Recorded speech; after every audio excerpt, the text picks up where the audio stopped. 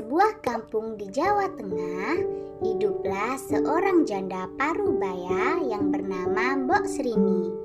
Ia hidup sendiri sejak ditinggal mati suaminya beberapa tahun silam. Kesendirian membuat Mbok Srini menginginkan kehadiran seorang anak. Tiap hari ia berdoa agar Tuhan Yang Maha Kuasa memberikan seorang anak. Pada suatu malam, Mbok Srini bermimpi. Dalam mimpinya, Mbok Srini bertemu sesosok raksasa yang menyuruhnya pergi ke hutan untuk mengambil bungkusan kain berwarna putih di bawah pohon besar. Pagi hari, Mbok Srini pergi ke hutan tempat ia biasa mencari kayu bakar. Kali ini ia penasaran dengan mimpinya tadi malam. Sesampainya di bawah pohon besar, ia menemukan bungkusan kain kecil berwarna putih berisi biji mentimun. Tiba-tiba dari arah belakang Mbok Srini muncullah sesosok raksasa yang mirip seperti sosok raksasa yang ada di dalam mimpinya. Lalu raksasa itu berkata kepada Mbok Srini agar menanam biji mentimun. Kelak biji mentimun itu akan tumbuh menjadi seorang anak. Jika sudah dewasa, serahkanlah anak itu kembali untuk menjadi santapan. Meski masih merasakan takut yang luar biasa, setelah bertemu raksasa, Mbok Srini membawa pulang biji mentimun itu, lalu ia tanam di pekarangan rumahnya. Tiap hari biji timun itu disiram dan dirawat hingga tumbuh menjadi tanaman mentimun yang berbuah. Anehnya, buahnya hanya satu, berwarna kuning keemasan dan terus membesar hingga mencapai seukuran bayi manusia. Mbok Srini memetik buah mentimun yang sudah matang itu untuk dibawa ke dalam rumah.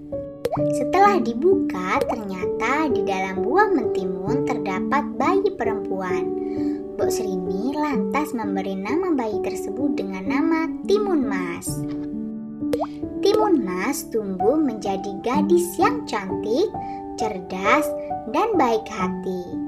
Saking sayangnya kepada Timun Mas, Mbok Srini lupa bahwa ia harus menyerahkan Timun Mas kepada raksasa yang jahat untuk dijadikan santapan. Akhirnya tibalah waktu raksasa jahat mendatangi Mbok Srini.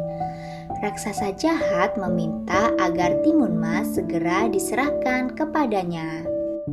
Agar tidak menjadi santapan raksasa, Mbok Srini meminta perpanjangan waktu 3 hari lagi dengan alasan Timun Mas sedang sakit, sehingga dagingnya tidak enak untuk dimakan.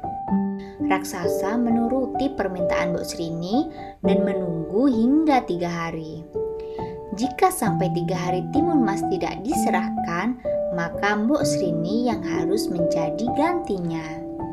Raksasa jahat kembali lagi menemui Mbok Srini untuk meminta Timun Mas agar diserahkan kepadanya.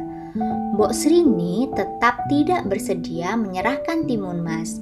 Raksasa jahat itu lalu mengamuk dan mengejar Timun Mas. Saat terdesak, Timun Mas lalu menebarkan biji semangka yang diberikan petapa sakti. Ajaib!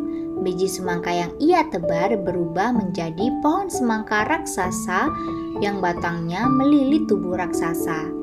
Tetapi raksasa berhasil meloloskan diri dan terus mengejar Timun Mas.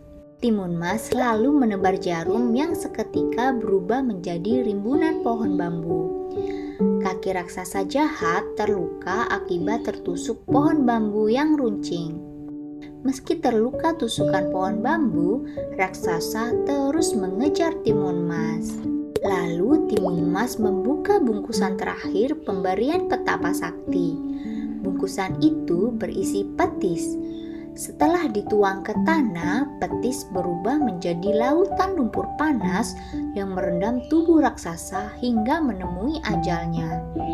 Timun Mas akhirnya selamat dari terkaman raksasa jahat. Bersama Mbok Srini, Timun Mas akhirnya hidup bahagia.